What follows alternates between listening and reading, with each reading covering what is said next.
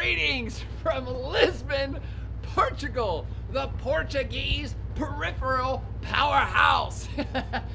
Those are two kind of oxymoronic terms. Peripheral, which means the edge. Portugal is on the edge of Western Europe. It's not part of the core economic or political power of continental Europe. It's on the edge, it's the peripheral. But what do I mean by powerhouse? I should actually say it's a past powerhouse, because this is what you don't really know in the modern world about Portugal. In this 5-minute blurb about how awesome this place used to be and how it is sunk down now to being a small little peripheral country within Western Europe proper. Portugal used to be a global power. We have totally forgotten this in today's world, because we think of the world powers in today's world as the United States and China rich, and Russia, they're still powerful, and maybe the EU as a collective whole is a powerhouse. But we're talking 500 years ago, back in the colonial day, this place, this beautiful, awesome place, has seen the launching of so many ships down this river, out to the greater Atlantic Ocean, and to all points abroad across planet Earth. Portugal, yes, tiny Portugal in today's world, was the kind of fuse that lit the whole European expansion to encompass the rest of planet Earth 500 years ago. It was the Portuguese back in the early 15th century, back in 1415, I believe, 1416, under the leadership of this dude called Prince Henry the Navigator. Now, Prince Henry was not the king. In fact, he was like the 4th son of the king, which means he was never going to inherit the throne. He was never going to achieve full power status in this little state called Portugal. So he had some time to burn, and he was a smart guy, an educated guy. And so he was looking around saying, well, I'm never going to be king. I don't have to worry about all that stuff. How about I look around the rest of the world? Again, this is a time of planet Earth that no one knew about the New World. There was no Americas yet. Europe was still fairly internal. They weren't world powers. None of these countries were world powers. They were just trying to get their collective act together here in Europe. So Portugal was the one facing the Atlantic out here with these awesome ports, a seafaring nation. Still some of the best seafood in Europe is right here in Portugal. It's cheapo as hell, along with their awesome wine. So they have the seafaring nation with that kind of maritime heritage that starts to become the explorers. And under Prince Henry the Navigator, he started focusing on what's out there. What's out there in the rest of this world? And maybe Portugal should go find out what's out there and claim it. In 1415, they claimed this city called Quito over on the Moroccan coast, I believe, and claimed that as for Portuguese territory. Then he sent ships further afield and claimed the islands of the Azores and Madeira Islands, which are out there in the Atlantic, actually pretty far out there in the Atlantic. These are territories, or actually part of the Portuguese state still in today's world. So Portugal, even though it's a small Western European country, extends hundreds of miles out into the Atlantic, and actually has, I think, the 3rd biggest exclusive economic maritime zones of planet Earth. That's right, let me repeat. Portugal has the 3rd largest maritime exclusive economic zones on planet Earth, because they claim so much territory around the Madeira Islands and the Azores Islands out there in the Atlantic.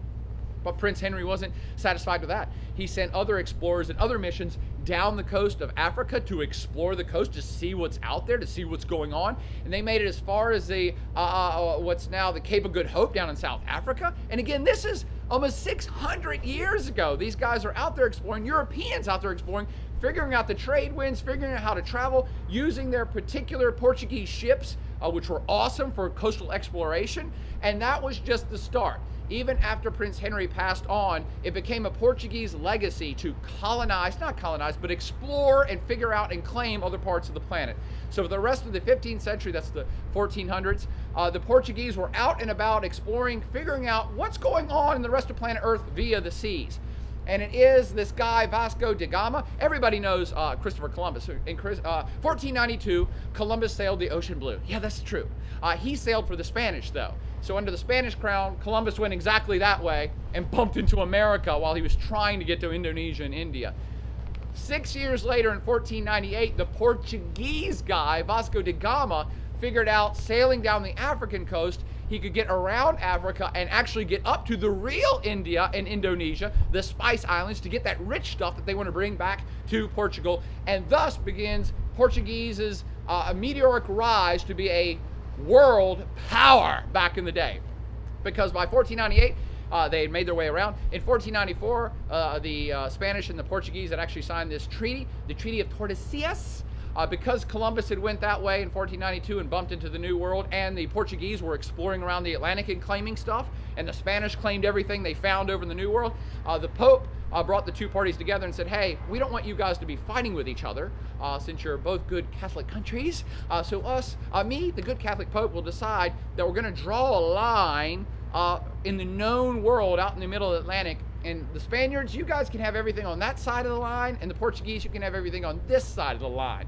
That's the Treaty of Tordesillas that split up the unknown world between the Spanish and the Portuguese. It was actually supposed to split up all the oceans too, because the Spanish and the Portuguese were the most powerful European powers at the time. And so they said, we're the most powerful, so we own the oceans. And you can't travel the oceans because they're ours. That didn't really work out, but that Treaty of Tordesillas split up the ownership between these two political powerhouses of Europe at the time. This is why, by the way, that by 1500 AD, the Portuguese had bumped into this area that we're now going to call Brazil. And that Treaty of Tordesillas kind of split up South America, and the Portuguese claimed this giant entity called Brazil eventually, and the Spaniards got everything else. That's why even in today's world, Brazil speaks Portuguese. That was a Portuguese colony. The Spaniards got everything else in the New World. Does that start to make sense? That didn't end there, though. In the age of colonization that began with that age of exploration in the 1500s and 1600s, then the Europeans, all the European countries, went out and took over the rest of the world, and the Portuguese led the way on that. So they already owned Brazil, they already owned the islands out here in the Atlantic. Then they started picking up African colonies. I think like Angola and Mozambique were Portuguese colonies, and several others. The Portuguese were the first to establish a trading post and a colony in Goa, India. The Portuguese were the first to make it to Indonesia, where they set up this area called East Timor, or Timor, by the way. East Timor is one of the newest countries on planet Earth. The Portuguese controlled Indonesia back in the day. The Portuguese were the first to China, where they claimed Macau as a trading port. The Portuguese were the first to China and Japan, where they set up trading posts. The Portuguese, this tiny little country in Western Europe, they were a world power. They had far expansive reach. In today's world, the Portuguese had a serious trading position or full ownership and colonialization of what is now 53 different sovereign states in the world here in the 21st century. Because of the colonization efforts of the Portuguese and their exploration efforts, Portuguese is the 6th most spoken language on the planet right now.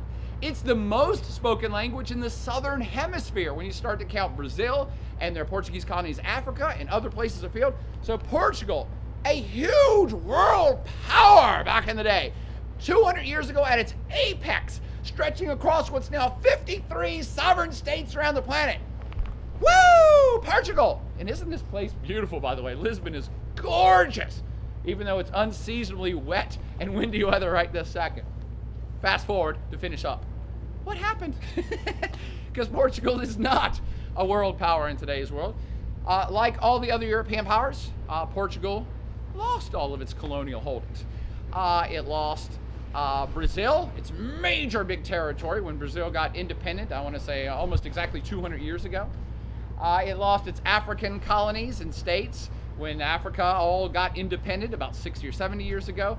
It lost Indonesia about the same time. So the last 100 years, or last 200 years, the Brazilian Empire saw all of its holdings kind of fade, go by the wayside, to declare independence and become free states of the modern world. And thus they lost that kind of impetus they had, that centrifuge that they were of world trade, world power, where they could pull resources and money and gold and silver and all this stuff from the Spice Islands, from the New World, from Brazil. Sugar came from Brazil, and tobacco from the New World, all this other stuff. They've lost all that stuff, and now they have gotten back to their position that they were before the age of colonization, of just being a small territory on the Iberian Peninsula that's a quite nice country, a quite delightful country, but nowhere near the economic powerhouse that it was back in its colonial heyday. For the last 100 years, Portugal has been beset by not military coups, but they had a fascist in charge. They were a dictatorship for most of the 20th century. Nobody really knows about this. Most people know about the Franco dictatorship in Spain, but there was a dictatorship in Portugal as well, a fairly repressive one for most of the last 100 years. They just threw off the yoke of that, I believe, in the 1970s, 1974, 1975, to become kind of the free Republican democracy that we know in today's world. But they are a much lesser world power now. In fact, not really world power at all. barely a European power of any note. It's a small economy. It's quite frankly, right now in 2013, a poor economy. They are affected heavily by the recession that started in America and swept through all the European countries. Being a small economy, they overextended and overborrowed wildly in the last 10 years. They're wildly in debt. They have too much social service debt. Their unemployment here is now reaching 50% for people that are aged 20 to 30 years old. That's the working class. That's people like you and me. So it's a country that's beset with modern problems, but this is over the course of a long rise and fall over time. Empires rise, empires fall. Such is the nature of history, and it's all encapsulated here in the great state of Portugal. An awesome place to visit, by the way, quite frankly, because it's a kind of repressed economy. Prices are cheap, food is cheap, wine is cheap. It's really awesome. Great place for tourism, great place for wine, but not really a big industrial power by any stretch of the imagination, and unemployment is really high. So they're trying to get it back on track now, get their finances in order, get the economy back on track, and they are doing it, albeit slowly, but they're a small country, so they can pull it off. That is the update on the status of the great state of Portugal, much greater 500 years ago, who's gone through the long swath of being an awesome empire and reverted back to being a small micro-state of Europe. That's what I love about Portugal. I hope you learned a little something about this great, great, great state of Portugal from Lisbon, Portugal, signing off.